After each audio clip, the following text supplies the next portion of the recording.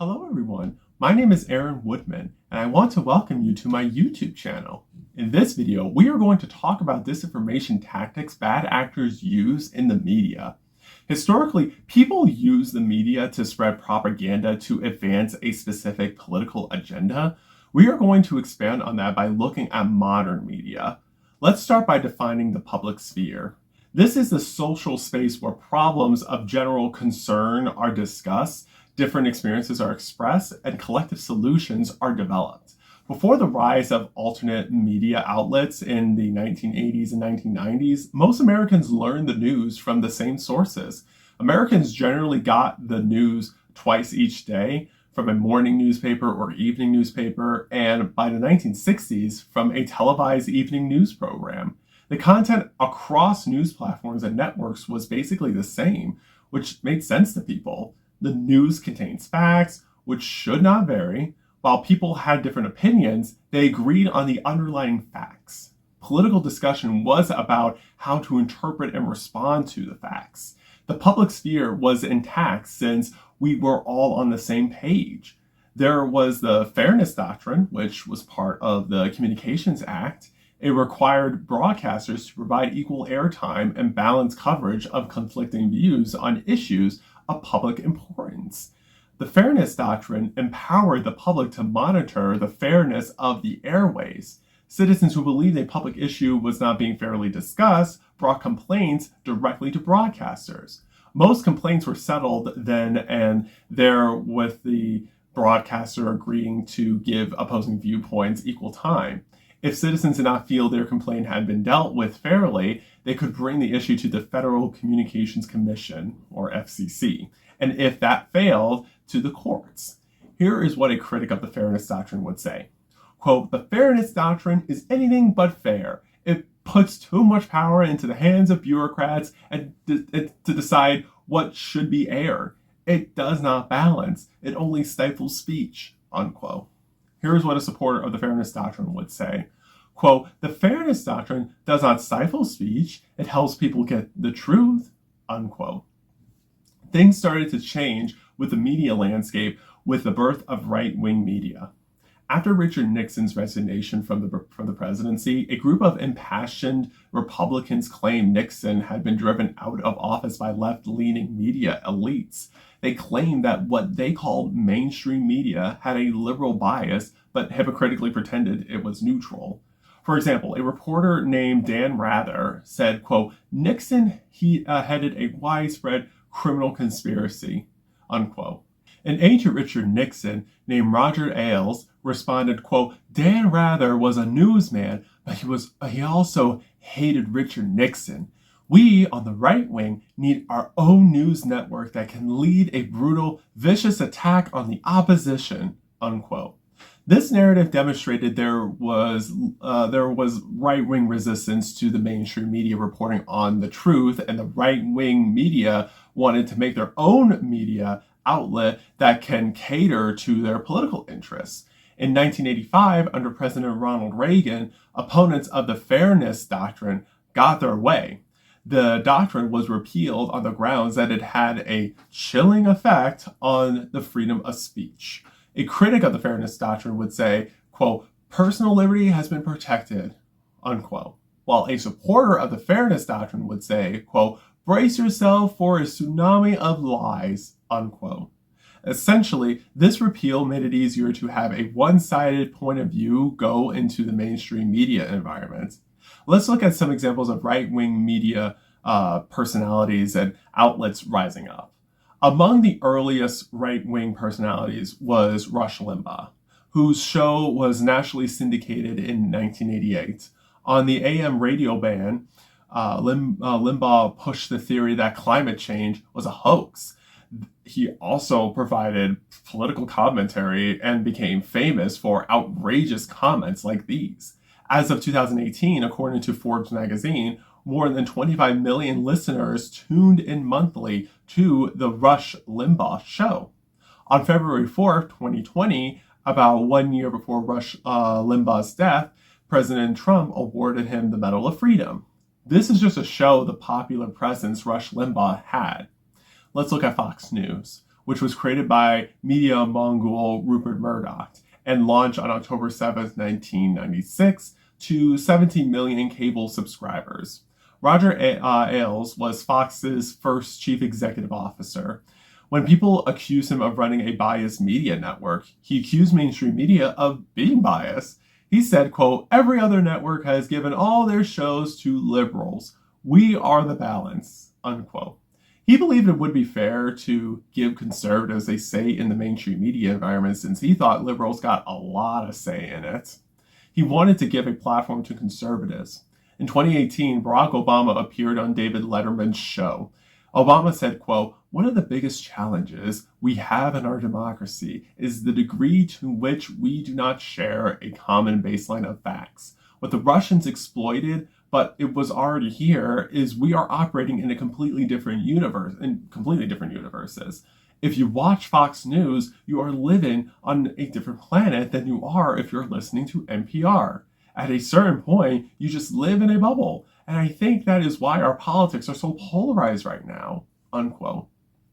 Later, Sean Hannity, a Fox News conservative political commentator and talk show host, spoke about Obama's comments to Newt Gingrich, former Republican Speaker of the House. Hannity said, quote, "Obama was right. The mainstream media wanted to destroy Trump and they loved Obama. It is that simple," unquote. Sometimes it is hard to tell where slant or bias turns into deliberate misrepresentation. I say this because any conservatives who dislike the mainstream media for it appearing to be dominated by liberals will conclude that the mainstream media is out to get conservatives. That is a misrepresentation tactic we have to pay attention to so we do not fall for the exaggeration. Now, let's proceed into talking about the digital revolution and the rise of the internet. Those two things can be compared to the advent of the printing press. Suddenly, people were bombarded with a 24-hour news cycle and more information than they were ever equipped to handle or evaluate. The internet allows personal information to be gathered about individuals, including purchase histories and likes and dislikes. Microtargeting adds to a person's preferences can be used for evil by targeting people based on their fears. As a person gets a bunch of breaking news notifications, the victim is primed to believe entirely fabricated headlines. But here's the question. Why do we still believe these fabricated headlines based on our feelings? Irving Janis was a renowned professor of psychology, first at Yale and later at the University of California, Berkeley. He conducted several experiments that revealed a phenomenon called groupthink. People in groups started thinking more and more alike, called cognitive conformity. Confirmation bias is a similar phenomenon that causes people to reject new information that does not fit within their preconceived worldview. Even if you think you are aware of your biases, studies show that intelligent people are just as susceptible. This is all important to know about because we can come into something thinking it is it is either true or false, and only seek out news sources that confirm our feelings about it, no matter if a news source is accurate or not. Sometimes we do not want to be proven wrong, and we could feel bad if our beliefs about something were false. So, until we get the self-discipline to change our minds, we will keep looking for information that feels comfortable to us and not look at all perspectives on a subject. Let's continue with more examples of rising right-wing figures by looking at conspiracy theories by them. In 1999, conspiracy theorist Alex Jones began operating a website called InfoWars that often got as many as 10 million monthly visitors. Jones claimed the moon landing was faked. The president has access to weapons capable of creating tornadoes and moving them around, and abortion rights and immigration of non-whites are part of a plot to replace the white race with non-whites, which Jones referred to as white genocide. Jones also made this statement about the shooting at Sandy Hook Elementary School. Quote, "The so-called murder at Sandy Hook Elementary School is completely fake. The victims were child actors and the weeping parents were crisis actors. It was staged by the government to give a pretext for robbing the people of our Second Amendment rights to own guns," unquote. Keep in mind that the internet allows information to spread almost instantly and with astonishing speed. which can be harmful for specific groups of individuals whose perception about them gets negatively affected by this disinformation. When something gets so much attention, true or false, the current internet design just rewards the creator with this much promotion, because if these people want to see it, then everyone else should see it as well. Let's look at Jerome Corsi's deep state conspiracy theory. Jerome Corsi is an American author and political commentator and conspiracy theorist. His book, Killing the Deep State, sold more than 80,000 copies. He said, quote, Hillary Clinton, George W. Bush, and George H.W. Bush are part of the deep state. The deep state is a secret cabal of military and intelligence officials who manipulated the government and wield great power. The deep state supports the Muslim Brotherhood's penetration of the top levels of the U.S. national security apparatus, including the White House, the National Security Council, and numerous intelligence agencies, including the CIA and the FBI. We must kill the deep state, unquote. His deep state conspiracy theory gained traction with some people, according to a 2017 poll in the United States of America. 48% believe in a deep state, defined as military, intelligence, and government officials who try to secretly manipulate the government. 58% of believers of a deep state, a net of 28% of those surveyed, said it was a major problem. There was also the globalism conspiracy theory by Alex Jones. He said, quote, globalism is a digital panopticon control system engineered by shadowy corporate and political elites. Their goal, a total form of slavery, unquote. When Americans were polled in 2013 about their belief in the globalist conspiracy theory, 35% of independents, 34% of Republicans, and 15% of Democrats believed that a secretive and elite cabal was conspiring to rule the world through an authoritarian global government. By the time the 2016 US presidential election occurred, the American public sphere was scattered, where it was affected by separate media echo chambers, micro-targeting, internet ads, the spread of disinformation, and the Russian disinformation campaign that exploited and deepened divisions in American society. All of this happened because people wanted to have their own media platforms to convey information that went along with our political ideologies without much restrictions. When this happens, we are not getting the same information from the same line of sources, and we condition ourselves to disregard news that does not fit our political opinions. Instead, we allow disinformation to perpetuate by letting our political ideologies get in the way of telling people the truth.